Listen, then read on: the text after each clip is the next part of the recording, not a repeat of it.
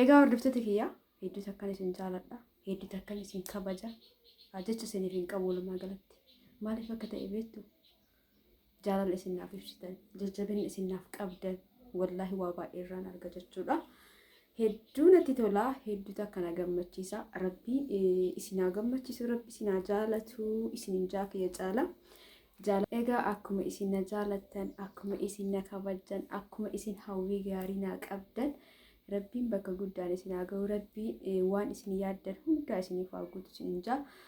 Maaliif hiree namni fageenyumarraa jechuudha. Aanaa tana YouTube irratti nama hedduu laaltanii ni laaltanii nama hedduu jechuudha. Akkasumas namoota hedduu san keessa nama tokkodha. Haa ta'uti yeroo takka gisee yaadu wallaahi laaziin baay'ee takka jechuun waan jedhu waan isiniin jedhu hin qabu. Galatoomaa isiniin jaataanii du'aa hima isiniin godha. Rabbi yaada muraada keessan isinii haa guutu. Rabbi waan isin yaaddan mara jechuudha. Kan yaaddanis kan hin yaadinis kan of keessatti qabdanis hundumaafuu Rabbiin waan isin yaaddan hunda isinii haa guutu. Isiniin jecha fayyaa isinii haa kennu, umrii nama dheeressu. Anillee asuma keessa jira. Aamin hin jettani? Moo daa'imni tun eebbifteetiin eebbisiin ta'u jettanii sirriitti ta'uu danda'an beekamu. Aamin jedha. Rabbi yaada muraada keessan isinii haa guutu. Rabbiin fayyaa isiniif haa kennu. Riskii isiniif haa bal'isu. Osoo baay'ee hin xaarin riskii isinii haa bal'isu Rabbi isin jaa.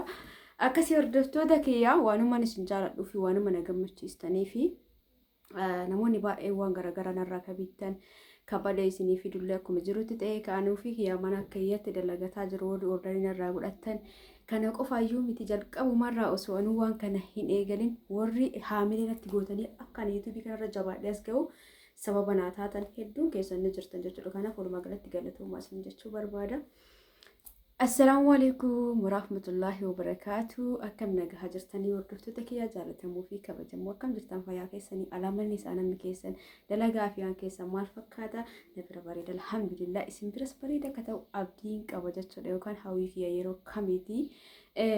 Bakka jirtanitti dhiiras taatanii shamarran warri biyya keessas teettanii na daawwatan warri biyya alaas teettanii na daawwatan hundi keessanuu nageenyi kiyya bakkuma isin jirtanitti isin bira haa ga'u isin jecha kallattii maan har'aa wanta tokko isin hojii haasa'uudhaa dhufe isin hagadhuma viidiyoo kanaatti na waliin turuudhaan viidiyoo kee laayikii godhaa hin jirtan laayikii godhaa waan taatanii tuqaa gadi laayikii ka jettu san jechuudha. Akkasumallee warri osoo sabskiraayibiin godhin laaltan namni tokko bar yuutuuba kana gisee ati hojjettu. Waan ati sabskiraayibii namni tokko sabskiraayibii godhuudhaaf bara namni sun hojii hin dhiisu. Namni tokko ni jira sabskiraayibii waan godheef sabskiraayibii isii hin dabala jettanii warri yaadanoo jiraattan. Sabskiraayibii namni tokko yoo godhuu baate tokko ni godha jechuudha. Kanaafuu warri osoo sabskiraayibii hin godhin viidiyoo kee ilaaltan homaan taatan amma abdii muraatanii sabskiraayibii godha. Maaliif yuutuubni kiyya guddataa jira waan ta'eef. Namni guddinii kiyya barbaadan immoo hundi keessanuu galatamoo alfaadha. Hawwiin isin naaf qabdan ni gammachiisa jechuudha. Akkasii yaa hordoftoota kiyyaa wallaahi laazimaadha waan isin gaafachuudha dhufe waan isin gaafachuu dhufe jechuudha. Jechuun anuma qofatti gaafii ta'ammoo hundi suni isin birallee jira miinaa deebisa. Hundi keessanuyyuu maal isin gaafachuu barbaada? Waanuma isin beektan, waanuma argaa jirtan, waanuma isinillee mudatuu danda'a. Namarratti illee arguu dandeettanii garuu wanni sun maaliif akka ta'e gaafii nattaa yeroo kamuu. Maaliif isinitti fakkaata? Kan maalinni ana qofatti haarawammoo? Meenaa fi maal ni gaafitu jechaa jirtani? Eeshi isinitti akkan isin gaafachuu barbaade gaafa nama beektanis ta'uu danda'a, firallee ta'uu danda'a. Namni tokko hojii jalqabee yookaan jireenya isaa keessatti yookaan bultii ta'uu danda'a. Bultii yookaan heerumee yookaan fuudhee namni sun jireenyi isaa bareedaa ta'aa fi jiraachuu danda'a. Hojii eegalee hojiin sun haala bareedaa ta'een deemaa fi jiraachuu danda'a. Wantoota kana keessatti namni tokko gaafa gammade jireenya isaa keessatti gaafa gammade isin gaddatu isin dhagahamu gammachuu isin dhagahamu. Wallaahi laazimii na barreessaa. Dhuguma barreessaan kijibinaa jechuudha. Gammachuun namaa isin gammachiisa moo isin gaddisiisa? Isin gammachiisa taanaan maaliif isin gaddisiisa taanaan maaliif? Na barreessan hundi keessanuu. Maaliif nama mudatu danda'a. Yeroo ammaa kana keessatti gammachuun namaa maaliif nama hin gammachiisne? Wallaahi nama luka jekkee jala deemee gammachuu kee gaafa argee akka biraa ta'u jira. Garuu maaliif akka ta'e naaf hin galu.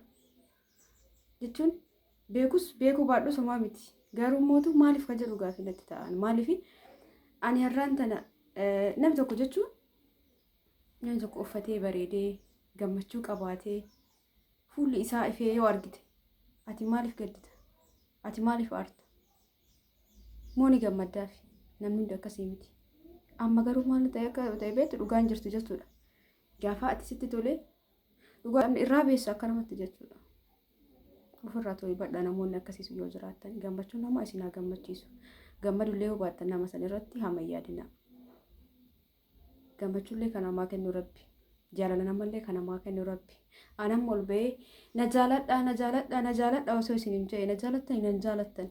Akkanuma laaltanii namni tokko ni jira namni akkanuma jaalattan akkanumatti namni tokko akkanumatti niyyaan keessan ka jibbu ka isinitti hin tolle nama san jibbaa waan tokko godhu osoo hin taane akkanuma laaltee namni itti dhiyaachuu sitti hin tolle tokko jira.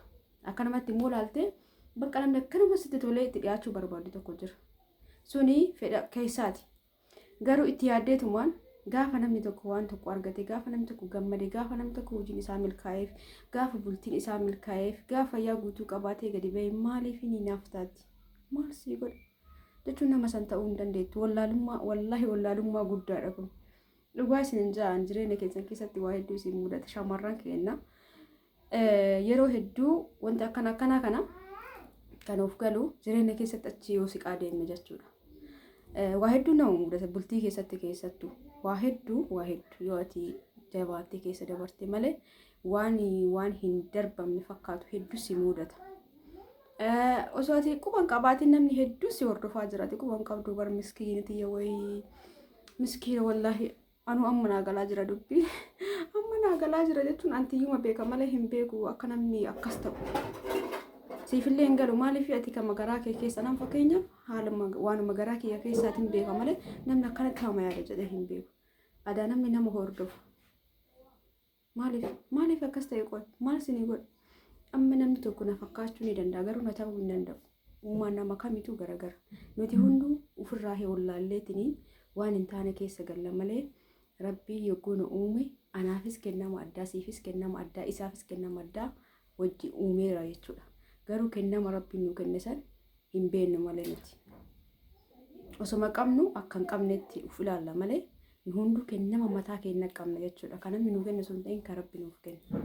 Namni tokko dadhabaa gaafa jettu gara wayiitiin immoo jabaa ta'ee argama. Rabbiin gara wayiitiin jabaa isa godhee jira namni hundi guutuu miti. Kanaafuu namni jireenya of keessatti jiraate bareeda jedhee yaada. Hordoftoota kiyyaa warreen hordoftanii jireenya keessan keessatti wallahi jireenya keessan keessatti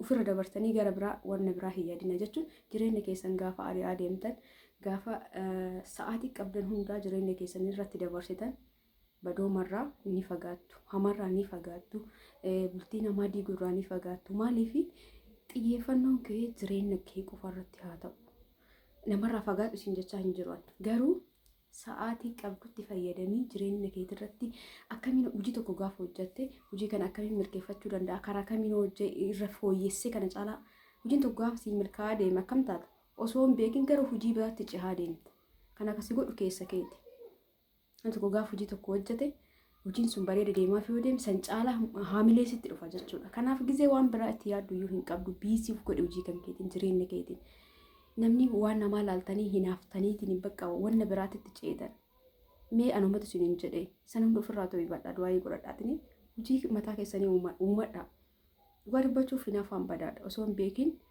hin beekin waan badaa keessa si galcha osoo hin beekin namummaa si baasa osoo hin beekin nama badaa si godha jechuudha badaadha takka nama seenee jannaan jechuudha kanaafuu ofirraa ta'uu badhaa hojii keessan irratti mee anumatu isiniin jedhe dhugaa dubbachuu anumatu isiniin jedhe warri akkas taatanii bultii namaa keessa deemtanii nama gamaa gamana haasoftanii garana deemtanii maaf akkas taatee maaf hojjattee maaf bareeddee maaf akkas taate jettan uf ta'a namni uf ta'e bar kan biraa qofa hin qabu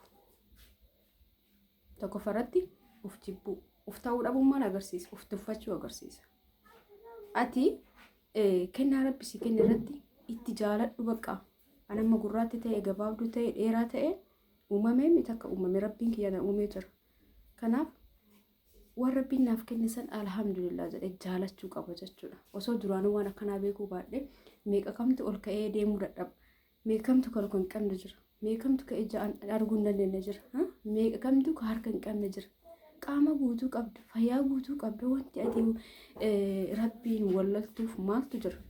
Mee alhamdulillah jettee uf jaalatu, uf fudhadhu dura, uf qeebale. Ana rabbiin kiyya waa hunda naa kennee jira. Waa inni naa kenne sanitti fayyadamee uf jijjiiruu qaba. Uf jaalachuu qaba. Namni nama jala deemu nama uf hin beekne, nama uf hin jaalanne jechuudha. Namni waan namaa hawwu tokko nama uf hin qabne jechuudha. Inni uumamuu isaa beeka malee uumama isaa saniif fudhanne. Isinii galaamu namni gaafa ka ufii dhiisee ka nama hawwu gaafa ka ufii uumama isaa ka akkaataa bakka walumaa galatti uf hin beekne namni sun. Bari isaatu uf hin beekne malee namni biraa immoo yoona ka isaa sana hawwa. Garuu inni ka ofii san dhiisee ka biraa hawwa. Maaliif uf hin fudhanne jechuudha. Ufitti amanamummaa hin qabu jechuudha. Uf hin jaalatu jechuudha. Dhugaa dubbachuu namni tokko uf jaalata ka jedhan. Dhugaadha. Namni uf hin jaalatin nama jaalatu hin danda'u. Jalqaba uf jaalattee waati gadhaabataa taatee uf jaalattee konfidensii mataa keetii qabaatte nama biraa jaalatuu qabda. Gaafa uf jibbite barteetii fi uf jibbite uf gatte eessaan nama jaalatta uf hin jaalanne nama akkamitti jaalatta.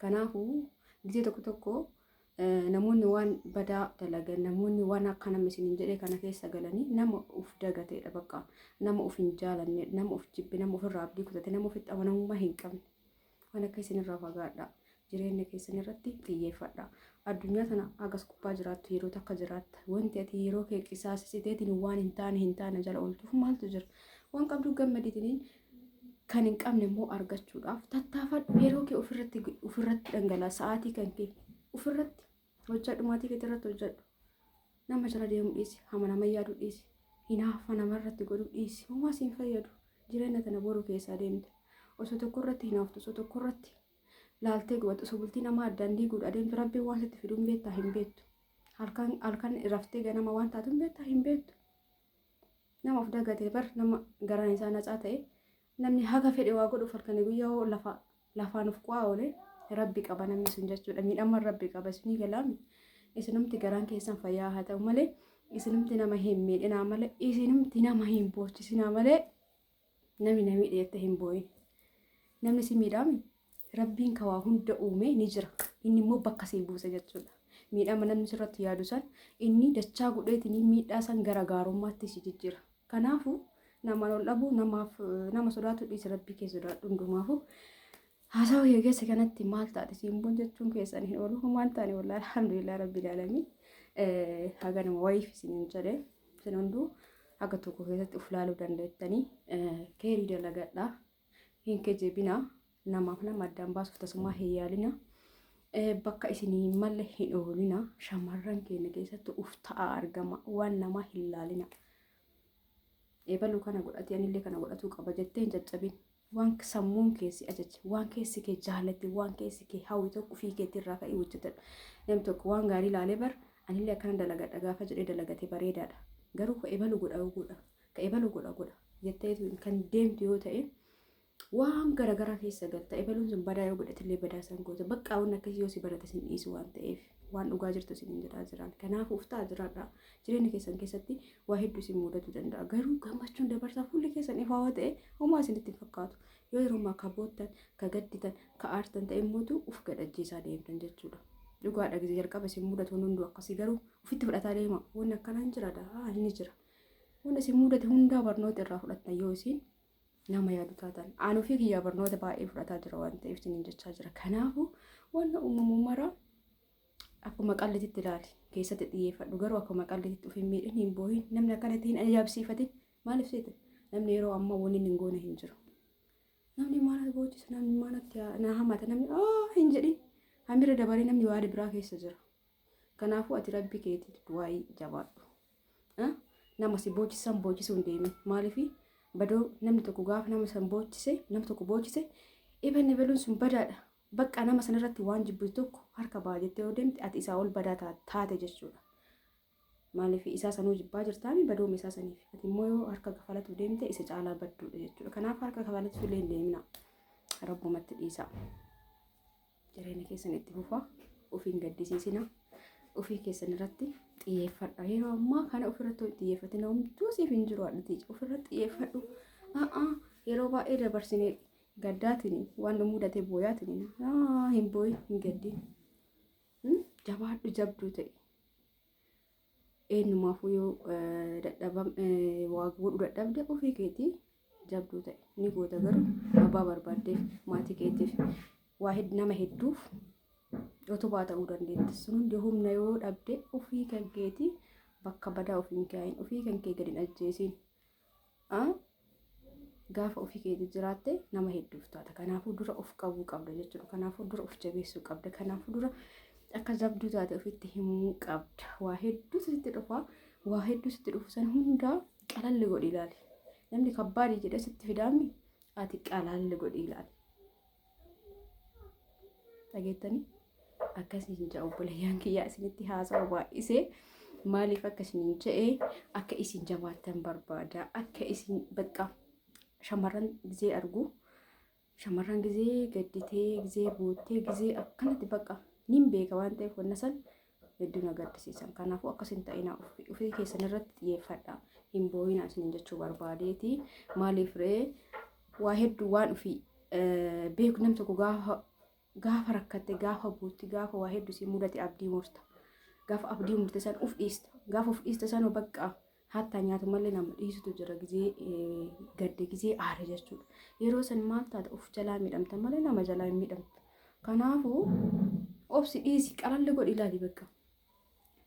Yoo akkas ta'uu baatee waa hedduutu amilee teessitu qaba jechuudha. Adada waa namni sitti dhufu nati yoo kan gadi laaftu taate nama sanii numaatti tola jechuudha. Kanaaf ati ofitti hin laafin sin jedha obboleettii tiyyaa haga nama isinitti haasa'uu fi haguma tokko haamilee isinitti horuu fi ijoolleen keessa waan garaagaraa naan jettanii jirtan waan taataniif namaaf jettaniitiin waan hin taane hin ta'ina. Ilmi namaa kun akka hundattuu tokkuma jechuudha. Nu hunduu karabbi laaffiseef malee yeroo ammaa kana ilmi namaa baay'ee ulfaataadha. Wanni inni dalagu wanni nama gubbaa laaltanii amanina dhugaa dubbachuuf nama gubbaa laaltanii abadan namni gubbaa laalamee hin beekamu.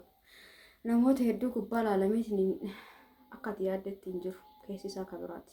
Kanaafuu ofii keetiif jiraadhu siin jedha obboleettii tiyya. Wanni balleesse yoo jiraate dhiifama. Warri gaafii garaagaraa na gaafattanii ani gizee tokko fakkeenyaaf amma waan tokko yoo na gaafatan waan sana yoo waan irraa beeku ta'e yoo odeeffannoo isa sirrii ta'e malee isin deebisuu hin danda'u jechuudha. Nama hedduu waan na gaafata garuu koomentii wayii argee hedduutti itti kolfe kaleessa siimboo sida doktorri seetanii kaanii kan gaafattan jettee tabarreessite akka dhugaadha obboleettiiti. Namni jechuun waa beektee akka deebistuuf si gaafata. Ani immoo yoo san amala kiyya irratti waan ijaan hin argin waan fi kiyya gurra kiyya hin dhagahin akkana jedhee namatti dubbatu natti ulfaata jechuudha. Waa'ee ilkaanii akkas jedhee isinii himee jedhe obboleettiin tiyya akka gaafii nama hundaatu deebista garuu kiyya hin deebistu. Adaamaa keessa manni qayyaa jira naan jette manni qayyaa guutee jira garuu ofii kiyya dhaqee haala isaan nama keessummeessan akkaataa gaarummaaf badooma isaa waan ijaan hin argineef bakki akkanaa bareeda dhaqe jechuu hin danda'u jechuudha. Obboleettii garuu guutee jira manni qayyaa amma na qayyaa dhaqee hin beeku dhugaa isin hin jaa. Latiin kolfina dhaqee hin beeku sodaadha hedduu hin dhaqa ginjaa garuu dhaqee hin beeku. Waan soowwan jaaladhu amala kiyya irratti. Kanaafuu manni qayyaa guutee jira obboleettii tiyya. Garuu immoo waan tokko laal odeeffannoo guutuu kan namaa kennu amma waan dhagahee waan arge. Ka ilkaanii san kan isiniif himee fi aanfii kiyyaa gaafadhee jira bilbilee jechuudha. San irratti hundaa'eeti. Ka qayyaa kan ammoo maal amma kiloolii galatti kan isin jedhu guutee jira manni qayyaa Adaamaa keessa. Bakka hedduu jira. TikTok irra seenitiin mana qayyaa Amaariffaan ta'e waan beektuun Oromiffaan ta'e sarchii godhe sii dhufa inni jechuudha. Direesii isaa wajjin bakki isaa wajjin. Kana malallee ni jira manni qayyaa garuu mootuu akkaataan tajaajilli isaan namaa kennan manni qayyaa kun bareeda manni qayyaa kun bareedaa miti. Haalli isaan nama keessummeessan bareedaa kun immoo bareedaa miti. Bakka kana dhaqi bakki akkanaa badaa jedhee isinii himuu fi ani dhaqee hin beeku fayyadamellee hin beeku isiniin jaa namoonni akkasii ta'ii na gaafattan. Kabirallee yoo jiraattan walumaa galatti kanuma deebiin kiyya. Namni gaafii garaagaraa nama gaafattan namni sunoo beeka namni sun waan sana ofii odeeffannoo irraa quba qabaa jedhaan iyyaa hin cabsinaa osoo kanan beeksisaniif sirraa jal'ise koomentii keegisee baay'ee arga. Garuu waan irraa deemee argine akkana isin hin jiru waan hin barbaanneef jechuudha. Ammallee akkasuma akkuma amma jedhu kana ni jira haala fayyadama isaa hin beeku. Gaarii ta'a bareeda ta'a. hin beeku jechuudha. Kanumarratti eegas immoo namni biraa immoo maal inni bireesiidhatu barbaanna qarshii meeqa haga qarshii 30,000 jira bireesiin 10,000 illee jira 15,000 illee jira 30,000 illee jira maaliif akka ta'e garuu hin beeku waan duraan 5,000 3,000 ni jira ture gizee wayii amma garuu akkas jedhanii sunillee ka hundaa'u ilkaan kee irratti ilkaan kee baay'ee gara afoo kabee jira ka diqqoomesii walirra babbahee jira ka baay'isee gargar fagaatu jira akka kaaruu baay'ee zarzarraa akka ta'e akkaataa sanirratti hundaanatti fakkaata alla walami taane eegaa wanna nagammaa isin jedhe kun isinitti dhagahamaa miti akkas isin jaa obboleeyyan kiyya asumaan immoo warri shiitiin irraa bitaa jirtan hunda keessanuu galatoomuu alfaadha isin jaaladha isin kabaja obboleeyyan kiyya wallaahi laazinnaaf jiraadha maaliif narraa bitaa isin jedhee turee biizii ta'urraa kaka'ee tiiktookii irra sa'aatii dheeraa taa'u malee shiitii akkan yaadisan hima ta'a garuu TikTok amalli isaa badaan amma fakkeenyaafan torbee tokko irra taa'ee gaafa jedheen gurgura. Achirraa deemee gara biraa hojiidhaaf oo deeme guyyaa 4-5 oo addaan kute namni si dagata jechuudha. Onlaayinii biraatirraa bitatan namni waan haarawaa dhufe isa bitatan. Dambanyaa gaafa fedhe taa'aa oolee yeroo ammaa kana birriidha dambanyaan kan kee namni sima eegee onni ta'u hin jiru maaliif namni amma akka carraa birrii argata waan ta'eef gizee argate san dafee ittiin bitata jechuudha. Kanaafuu narraa bita sa'aatii dhabee isin jedhee warri akkuma isin yaamisan hin dhuftanii narraa bittan ulfaadha galatoomaa isin jaa ammallee yoo barbaaddan shiitii babbareedina biratti ni argattanii shaalillee ni jira kootiin hawwataa shittoo garaagaraa akkasumas diriyaallee ni jira jechuudha kanaaf yeroo jettanii narraa bitachuu dandeettan warra na jajjabistan ulfaadha galatoomaa isin jaa warroota viidiyoon isinitti dheeratee jira eegaa hagadhuma viidiyoo kanaatti warri waliin turtan ammallee irra deebiidhaan galatooma ulfaadha isiniin jechaa sabskiraayibii warra hin geenye mallattoo gadi tuqaa sabskiraayibii ta'etti sabskiraayibii gochuun yoo an viidiyoo gadhiise akka isin bira ga'uuf oolta jettu irra godhaa sabskiraayib eega gootan booda barreeffama sadiitu isinii baafare sadiin san keessaa oolta jettanii sanarra keeyattan bakka moo jiraattan viidiyoon kee isin bira dhufa jechuudha viidiyoon kee maal of keessaa qaba maal laallaa akkanatti jettan ittiin bohaara mallee qabaatu baatu inshaallah of duratti immoo waan babbareeda isiniif hojjedha viidiyoo kanarra yuutuuba kanarratti akkuma qalbii namni piraankii gizee waraabu isatu salphata garuu waan tokko bareeda waraabee editii godhee asfaasa gaafa jetta sa'aatii sitti fudhata waan garagaraa wantoota ittiin hojjettu waa hedduu nama barbaachisa akkasii hojjetamee yoo viidiyoon hin laalamne immoo nama aarsa jechuudha abdii nama kutachiisa kanaafuu viidiyoo laala akkuma duraan sanitti laalaa jechuudha. Viidiyoo babbareedaan walitti deebina warri ilaaltan immoo laayikii godha yaada muraada keessanillee barreessaa isin jaa hordoftoota kiyya yeroo kanatti isinii dhufa waa'ee jireenyaatirraa mudannoo garaagaraatirraa namoonni mudannoon kiyya mudannoo akkanaa qaba mudannoo kanarraa namni baratuu qaba jettanii warri yaadan karaa waasaappiitti na dubbisaa lakkoofsi kiyya asirra jira asirra isinii baasa maqaa keessan osoo hin dhahin jechuudha maaliif jireenya keessatti waa hedduu nama mudata namni hunduu dhoffatee deema malee waa hedduu nama mudata mudannoo nama tokko asirra fidee gaafa gadhiise namni biraallee akka of tasgabbeessu ni gargaara jechuudha. Adaan qofaa miti namni birallee ni jira haala kamiin keessa darbuu danda'a akkam ta'uu qaba ka jedhu yaada namallee ni dhageeffata namni sun koomentii jalatti fakkeenyaaf amma isinitti ariifadhe beekaatumaan akka daqiiqaan isinirraa gabaabbatu fi namni tokko bu'aa jireenya isaa keessatti waan isa mudate waan bada jechuun waan nama gaddisiisu ta'uu danda'a. Walumaa galatti waan namaaf hin barbaachisne ka isarra ga'ee asirra fidee gaafa akka namni barnoota irraa fudhatu asirratti gannaadhii sinaan jedhe maqaa nama sanii osoo hin dhahin iddoo jireenya isaa osoo hin dhahin seenaa isaa qofa asirratti galchanii isa sanirraa ilaaltanii jireenya dhugaatii seenaa dhugaatii beekaa sanirraa ilaaltanii achi keessa of ilaaltanii isinillee eegasii namni hedduu mana isaa keessatti waa hedduu dabarsa wallaahi laazim namni yoo akkanatti anamma akkanatti yoo isinitti haasa'u waan wantu nama mudatu sunitti fakkaatumi waa hedduu si mudata nama kamuu waa hedduu mudata mudannoo nama tokkootirraa namni tokko barnoota fudhata jechuudha barnootumayyuu dhiisa namni akkana cinqamee mana ofii keessa cinqamu kun gaafa seenaa nama dhagaye ahlaaqa kana caalullee ni jira adaawwan akkanaa ni jira ana qofaa miti jedhee uf tasgabbeessa jechuudha kanaaf karaa waasaappiitiin ol hojjettanii seenaa jireenya keessanii keessatti kan namni irraa baratuu danda'u kan namni waan tokko irraa of jijjiiruu danda'u kan namni keessatti of ilaaluu danda'u yoo qabaattan isiniif hin gadhiisa jechuudha karaa waasaappiitiin na dubbisa egaa viidiyoon kiyya kaarraa kan nama fakkaata hordoftoota kiyya warri feetanii jaalatanii daawwatan hundi keessan nama gamsiftanitti fayyaa keessanaa tura isin jaaladha isin kabaja guyyaa keerii keessanaa oola hundi keessan immoo viidiyoo ammallee laayikii fi sabskiraayibii gochuun akka hin dagatamne laayikii fi sabskiraayibii qofaa miti yaada keessan barreessaa bakka saanduqa koomentiitti ammallee wanna isin gaafachuu barbaaddan wanna hin beekne ta'e isinii deebisa namoonni gaafii garaagaraa qabaatan barreessaa gara yuutuubii koomentii jalatti waan an deebisuu danda'u ta'e isinii deebisa waan hin dandeenye yoo ta'e immoo iman cadhisa jechuudha nagaan tura.